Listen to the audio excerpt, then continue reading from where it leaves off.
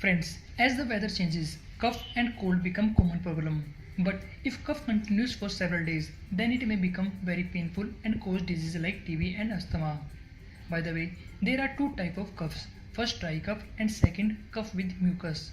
Today we will prepare such a remedy that removes mucus cough phlegm guaranteed.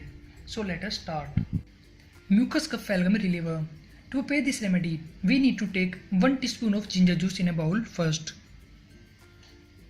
To get ginger juice, you have to grind ginger first, then take it on a cloth and squeeze to take out its juice. Now second thing we need to mix in this remedy is honey.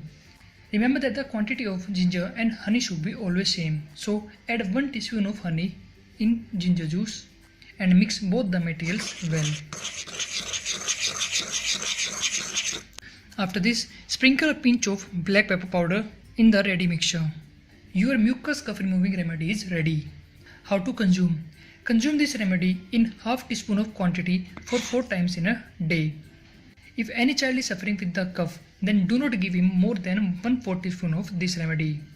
This is a special video because the patient of mucus cough is increasing continuously. So share this video with everyone and on your every social networking account.